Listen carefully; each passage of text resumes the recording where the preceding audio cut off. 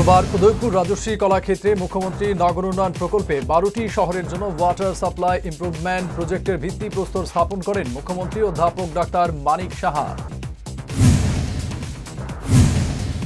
মুখ্যমন্ত্রী বলেন 12টি শহর হলো খোয়াই, মোহনপুর, রানীরবাজার, বিশ্রামগঞ্জ, মেলাঘর, উদয়পুর, অমরপুর, বিলোনিয়া, ধর্মনগর, কৈলাসহর, কুমারঘাট ও আমবাসা। এই প্রকল্পের আওতায় মোট 4টি শহরে ওয়াটার ট্রিটমেন্ট প্লান্ট স্থাপনের মাধ্যমে পানীয় জল সরবরাহ করার প্রকল্প হাতে নেওয়া হয়েছে এবং বাকি 8টি শহরে ডিপ টিউবওয়েল স্থাপন এবং 18টি আয়রন রিমুভাল প্লান্টের মাধ্যমে পরিশ্রুত পানীয় জল দেওয়ার পরিকল্পনা নেওয়া হয়েছে।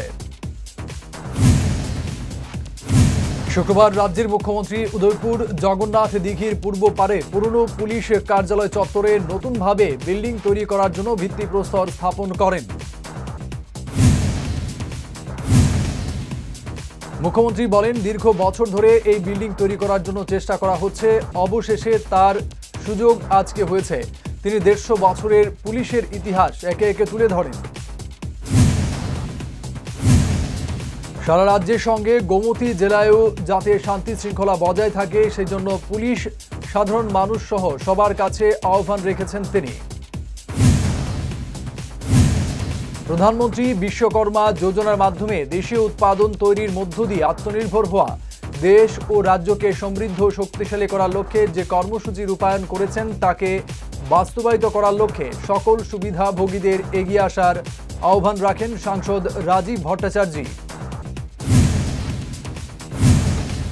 আজ প্রধানমন্ত্রী বিশ্বকর্মা যোজনার বর্ষপূর্তি উপলক্ষে আগরতলা ব্যাম্বো অ্যান্ড কেইন ইনস্টিটিউটে আয়োজিত রাজ্যভিত্তিক অনুষ্ঠানের উদ্বোধন করে একথা বলেন তিনি। সুবিধাভোগীদের উদ্দেশ্যে তিনি বলেন, একাগ্রতা ও লক্ষ্য থাকলে নিশ্চয়ই সাফল্যের শিখরে পৌঁছা যায়। অনুষ্ঠানে উপস্থিত ছিলেন শিল্প বাণিজ্য দপ্তরের সচিব কিরণ গিত্তে, পশ্চিম জেলার অতিরিক্ত জেলা শাসক মেঘা জৈন, পাঞ্জাব ন্যাশনাল ব্যাংকের ডিজিএম ঋতুরাজ কৃষ্ণ, ত্রিপুরা গ্রামীণ ব্যাংকের চেয়ারম্যান সত্যেন্দ্র সিং সহ অন্য আধিকারিকরা। বাইক এবং অটোর সংঘর্ষে গুরুতর আহত 7 জন যাত্রী। ঘটনা শুক্রবার তেলিয়ামুড়া থানাধীন আসাম আগরতলা জাতীয় সড়কের পুলিনপুর এলাকায়। এলাকার জনগণ সঙ্গে সঙ্গে অগ্নি নির্বাপক দপ্তরে খবর দিলে দপ্তরের কর্মীরা দুর্ঘটনাস্থল থেকে তাদের উদ্ধার করে তেলিয়ামুড়া মহকুমা হাসপাতালে নিয়ে আসে। বর্তমানে তাদের চিকিৎসা চলছে তেলিয়ামুড়া মহকুমা হাসপাতালে।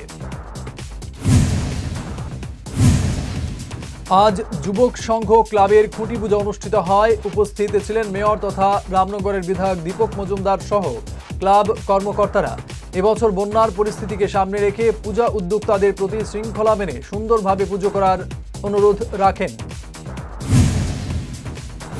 2017 সালের 20 সেপ্টেম্বর নিহত হয়েছিলেন সাংবাদিক শান্তনু ভৌমিক। আজ তার 8ম প্রয়াণ দিবস। ডিওয়াইএফআই জিরানিয়া মহকুমা কমিটি শুক্রবার সিটি সেন্টারের সামনে শান্তনুর প্রতিকৃতিতে পুষ্পার্ঘ্য অর্পণ করে শ্রদ্ধা নিবেদন করেন। 7ম শ্রেণীর নাবালিকা ছাত্রী অপহরণের ঘটনায় যাত্রাপুর থানার অন্তর্গত বাঁশপুকুর এলাকায় থমথমে পরিস্থিতি বিরাজ করছে। অভিযুক্তের গ্রেপ্তারের দাবিতে সোনামুড়া কাঠালিয়া পথ অবরোধে বসে বাঁশপুকুর উচ্চ বিদ্যালয়ের ছাত্রছাত্রীরা।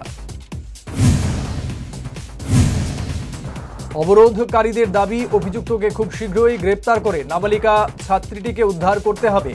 পথ অবরোধের খবর পেয়ে ছুটে আসেন যাত্রাপুর থানার ওসি সহ পুলিশ বাহিনী। স্টিল ব্রিজ থেকে ধলাই নদীতে পড়ে জিবি হাসপাতালে মৃত্যুর সাথে পাঞ্জা লড়ছেন দারাং গ্রামের এক সবজি ব্যবসায়ী। তার নাম অমরেশ দাস। এ নিয়ে এলাকায় দেখা দিয়েছে ক্ষোভ।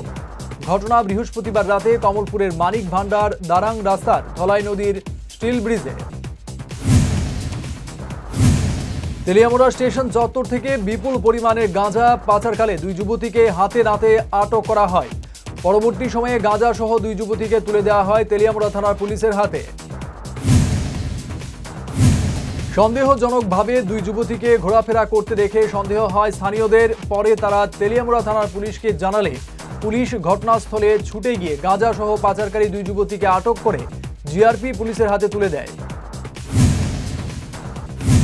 ধর্মনগর কৃষ্ণপুর গ্রাম পঞ্চায়েতের ২ নম্বর ওয়ার্ডের জোর কালভার্ট এলাকার গৃহবধূ রুহিনা পারভিন এর রহস্য মৃত্যুর অভিযুক্তরা এখনও পলাতক। ঘটনার প্রায় ২ সপ্তাহ পেরিয়ে গেলেও স্বামী সহ অভিযুক্ত ৫ জনের মাঝে ভাসুরকে আটক করে দায় সেরেছে ধর্মনগর থানার পুলিশ।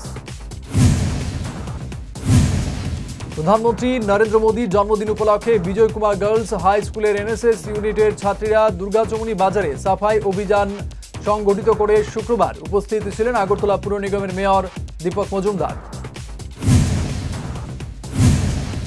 মন্ত্রী সুধাংশু দাসের পৌরোহিত্যে আজ কৈলাসহর সার্কিট হাউসে বন্যার পরবর্তী বিষয়ের উপর পর্যালোচনা বৈঠক অনুষ্ঠিত হয়। উপস্থিত ছিলেন জেলা পরিষদের সভাধিপতি অমলেন্দু দাস, জেলা শাসক দিলীপ কুমার চাকমা সহ বিভিন্ন আধিকারিকরা। বিশেষ করে যেসব রাস্তাঘাট কৃষকদের কি পরিমাণ ক্ষতি হয়েছে, কি পরিমাণ সহযোগিতা করা হয়েছে, এই সব বিষয় নিয়ে বিস্তারিত আলোচনা হয়েছে। যেসব জায়গায় সমস্যা রয়েছে সেই সমস্যাগুলি যাতে দ্রুত শেষ করা যায় তা নিয়ে আলোচনা হয়েছে। এলাকায় শান্তি সম্প্রীতি বজায় রেখে লোকেদের উপর যেন কোনো রকম চাঁদার জুলুমবাজি না হয় সেদিকে লক্ষ্য রেখে সর্বজনীন দুর্গোৎসব ও দীপাবলিকে কেন্দ্র করে মধুপুর থানায় গুরুত্বপূর্ণ সভা অনুষ্ঠিত হয়। উপস্থিত ছিলেন বিধায়িকা অন্তরা সরকার দেব। তেলিয়ামুড়া কৃষ্ণপুর মণ্ডল যুব মোর্চার উদ্যোগে এক মেগা রক্তদান শিবিরের আয়োজন করা হয় শুক্রবার। এই রক্তদান শিবির অনুষ্ঠিত হয় তেলিয়ামুড়া মহকুমার চাকমাঘাটস্থিত কৃষ্ণপুর মণ্ডল কার্যালয়ে।